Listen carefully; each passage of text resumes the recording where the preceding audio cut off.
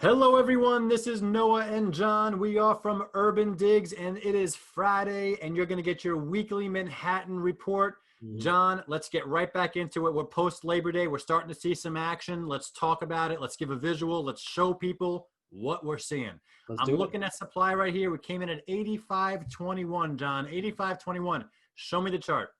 Well, there it is. And you can see, look, there's a tick up. And usually we see it ticks up after Labor Day, and this is no surprise. So we're ticking up.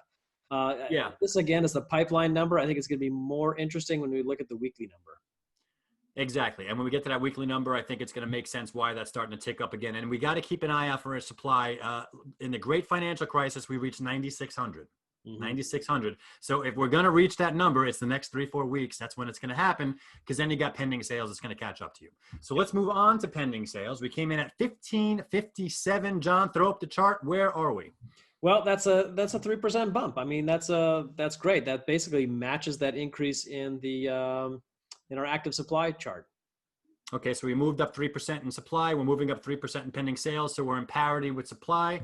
I still want to see that number bump up a lot more. I'm going to go move over to the dashboard and go to 1 week inventory, check 1 week weeklies. We skipped this last week. We had a holiday special. So let's check out where we are. Ding, ding, ding. 1 week active. And we came in at 560, John.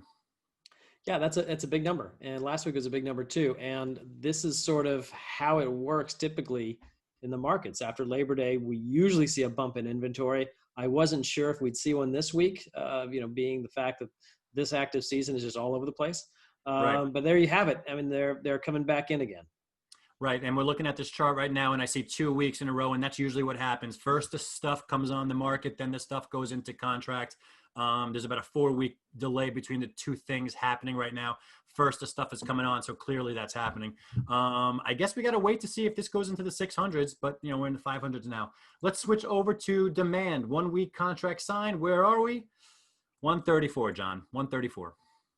Look, we clearly had a bump down this week. It's a holiday week.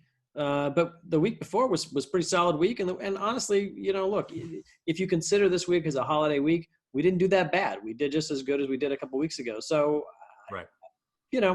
All things Okay. being equal, that's sort of a good sign, I think. I don't want to go too out on a limb, but I think that's an interesting sign. It's also early, John. We've talked about this. We're not going to expect to see a tick up into this until end of September, early October. So we said we're going to form a base around the 140s, 150s. Yeah. We're a little lower than that right now. Let's see what happens. Yeah, and it's good to see that holiday week not drop down to below 100, which it could have easily done.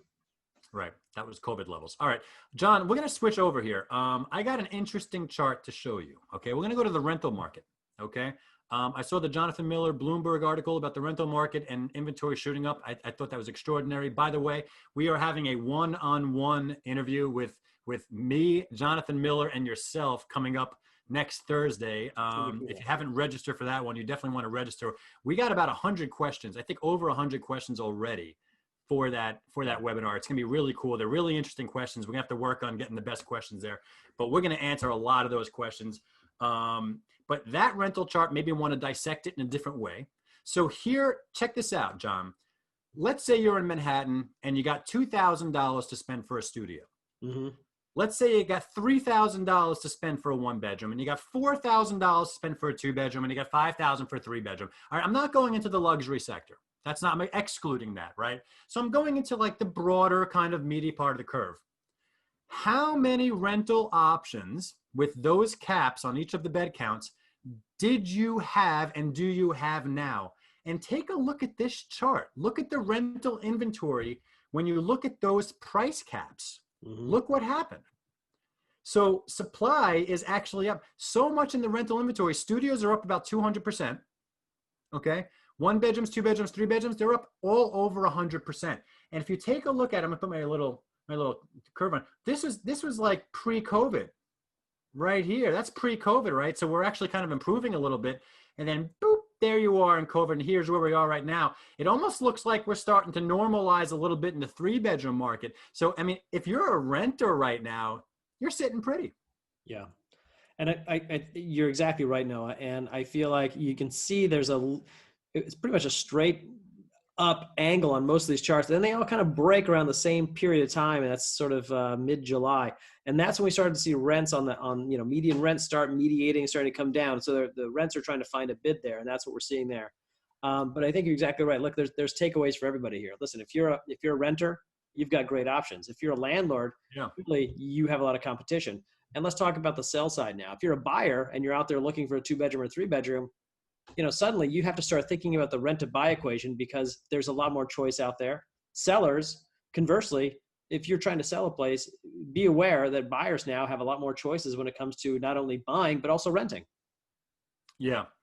And that rent buy equation is very, very, very interesting, John, because you got rents that are the prices aren't so much coming down. I mean, we know prices are down, but they're not showing it because there's so many concessions. And the net effective rent, that secret sauce of the rental market, that's so hard to track because that's where you're seeing all the deals happening. You're seeing 2-3 months of free months. Yeah. Take a look at this, John. This is the same type of concept with the rental inventory, but it's just showing you the percentage change.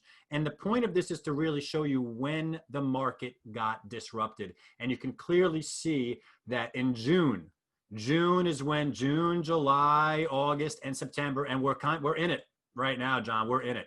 There's no data that tells me right now that there is a slowing down of what's happening in the rental market right now. So this is a storyline.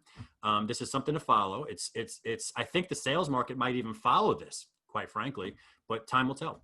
Yeah, I think so. Rentals tend to move a lot faster than sales. So if you look at the average rental price or the median rental price, as that starts coming down, it's going to come down a lot faster than sale prices are going to come down. And it's just going to be one of these things that if median prices for the rents do come down quite a bit, 10, 15%, I'm not sure where they're going to be, ending up. I would expect sales prices to probably follow in the medium term as those options are explored. Yeah, time will tell. So this is Noah and John. We are from UrbanDigs. Until then, we're going to get some new charts for you, new data. You have a great weekend, and we'll catch you next time.